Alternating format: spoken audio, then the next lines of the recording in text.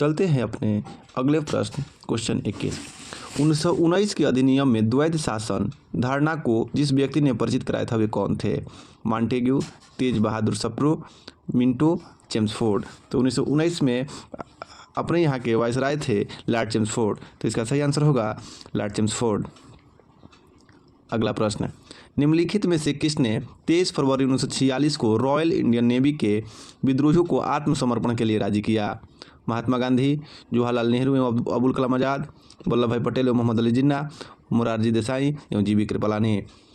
तो Indian navy के विद्रोहियों को आत्मसमर्पण के लिए मोहम्मद अली जिन्ना और वल्लभ भाई पटेल ने राजी किया था। तो इसका सही आंसर यही होगा। अगला प्रश्न क्वेश्चन 23। 20 सितंबर 1932 को यरवदा जेल में महात्मा गांधी ने आमरण अनशन किसके विरोध में किया? ऑप्शन है सत्याग्रहियों पर ब्रिटिश दमन के विरोध, गांधी इरविन पैक्ट के उल्लंघन के विरोध, रैमसे में मैकडोनाल्ड के सांप्रदायिक पंचायत के विरोध, कलकत्ता में सांप्रदायिक दंगे के विरोध।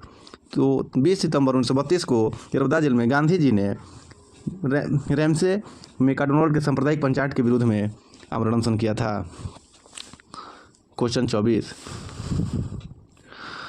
1939 में पहली बार महात्मा गांधी ने देशी राज्यों में नियंत्रित जनसंघर्ष चलाने की विशेष तकनीकी को अपनाया। उन्होंने अपने एक निकट सहयोगी को सत्याग्रह करने की इजाज़त दी। वह निकट सहयोगी था, ऑप्शन है मैसूर में केटी भाष्यम, जयपुर में जमनालाल बजाज, राजकोट में वल्लभ भाई पटेल और धेनकलाल में नेमी कृष्ण चौधरी। तो इसका सही आंसर होगा राजकोट में वल्लभ भाई पटेल। क्वेश्चन 25। निम्नांकित आंदोलनों में किसमें महात्मा गांधी ने भूख हड़ताल को एक हथियार के रूप में पहली बार प्रयोग किया? 1920 से 22 का असहयोग आंदोलन, 1919 का रोलेट एक्ट के सत्याग्रह में, 1918 के अहमदाबाद मिल मजदूर हड़ताल में या बारदोली सत्याग्रह में? तो 1918 के मिल मजदूर हड़ताल में गांधी जी ने मजदूरों को हड़ताल करने के लिए बोला था और खुद को भूख हड़ताल पर भेज दिए थे। तो इसका सही आंसर यही होगा। क्वेश्चन 26। जालियांवाला बाग में गोली चलाने का आदेश किसने दिया था? ऑप्शन है Lord Simon, Rowlatt, R.H. Dyer, Curzon Wyllie. तो इसका सही आंसर होगा जनरल ओडायर। ठीक है, जनरल ओडायर ने जालियांवाला बाग में गोली चलाने का आदेश दिया था 13 अप्रैल 1919। यह घटना कब की है? 13 अप्रैल 1919। अगला प्रश्न, महात्मा गांधी को सर्वप्रथम राष्ट्रपिता किसने कहा था? वल्लभ भाई पटेल ने, सिराज गोपालाचारी ने, सुभाष चंद्र बोस ने, जवाहरलाल नेहरू ने। तो महात्मा गांधी को सर्वप्रथम सुभाष चंद्र बोस ने राष्ट्रपिता सिंगापुर से रेडियो के माध्यम से कहा था। तो इसका सही आंसर होगा Subhash Chandra Bose. Question 28। Cripps mission 1942 के असफल होने का सबसे महत्वपूर्ण कारण कौन सा था? विंस्टन चर्चिल की प्रतिक्रियावादी होना, भारतीय रक्षा मंत्री के कार्यों पर प्रश्न एवं मतभेद होना, गांधी का शांतिवाद, क्रिप्स को ग्रहण करने या छोड़ देने का दृष्टिकोण। तो इसका सही आंसर होगा क्रिप्स का ग्रहण करने या छोड़ देने का दृष्टिकोण। क्वेश्चन 29। भारतीय राष्ट्रीय कांग्रेस का सबसे अधिक समय तक अध्यक्ष कौन रहे हैं? ऑप्शन है अबुल कलाम आज़ाद, दादा भाई नौरोजी, W.C. बनर्जी, वल्लभ भाई पटेल। तो भारतीय राष्ट्रीय कांग्रेस का अधिक समय तक रहने वाले हैं अबुल कलाम आज़ाद, जो 1942 के भारत छोड़ो आंदोलन से अध्यक्ष थे। क्वेश्चन 30। 15 अगस्त 1947 को भारत ने अपनी पहली आज़ादी का जश्न मनाया, तब महात्मा गांधी कहाँ थे? साबरमती आश्रम में, सेवाग्राम आश्रम में, नई दिल्ली में, कोलकाता में। जब गांधी उस टाइम कोलकाता के नोआखली में थे। वो वहाँ पर क्या कर रहे थे?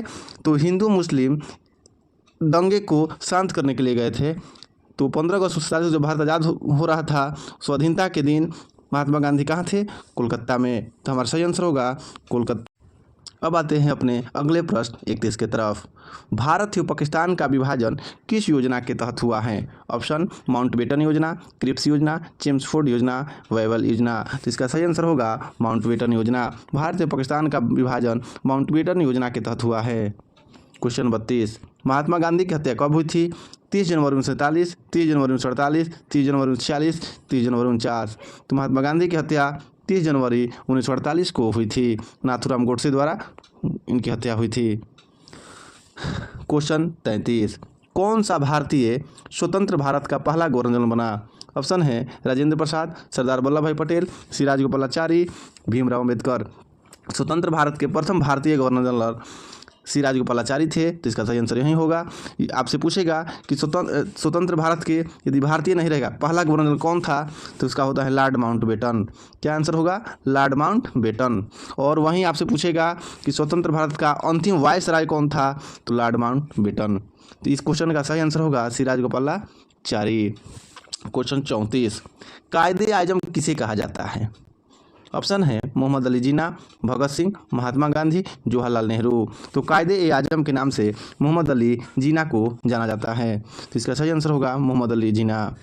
क्वेश्चन 35, सरदार वल्लभ भाई पटेल को जाना जाता है राज्यों के पुनर्गठन के लिए, या लौह पुरुष के रूप में, या देश बंधु के रूप में? हमारा ऑप्शन है मतलब 1 2 1 3 1 2 3 या केवल 1।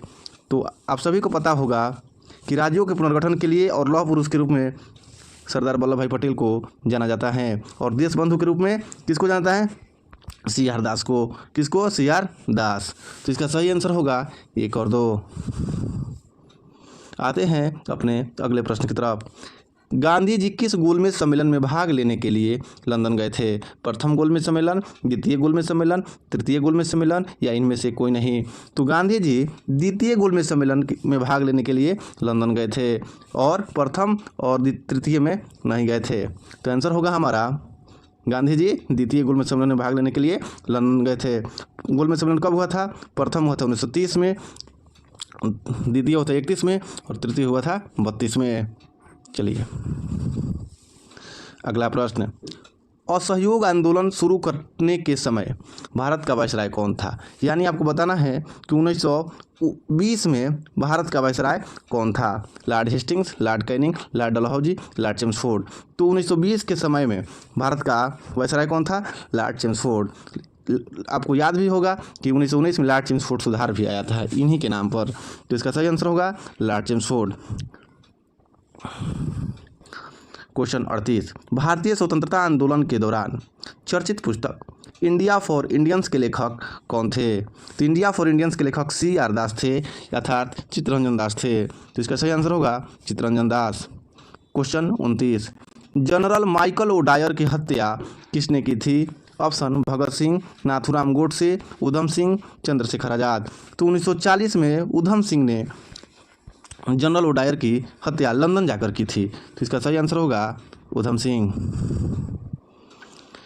आज का अंतिम प्रश्न, साइमन कमीशन का भारत आगमन किस वर्ष में हुआ था? 1930 में, 1928 में, 1925 में, 1919 में? तो साइमन कमीशन का भारत आगमन 1928 में हुआ था, जबकि साइमन कमीशन का गठन 1927 में हुआ था। यदि आपसे पूछेगा कि गठन कब हुआ, तो 1927 में, और भारत कब आया था? 1928 में। साइमन कमीशन का भारत में पुरजोर विरोध हुआ, जिसके फलस्वरूप ये वापस चला गया था। साइमन के विरोध करने वाले नेता लाला लाजपत राय थे। चलिए दोस्तों, आज के लिए बस इतना ही। वीडियो अच्छा लगे तो लाइक और शेयर जरूर करिएगा। धन्यवाद।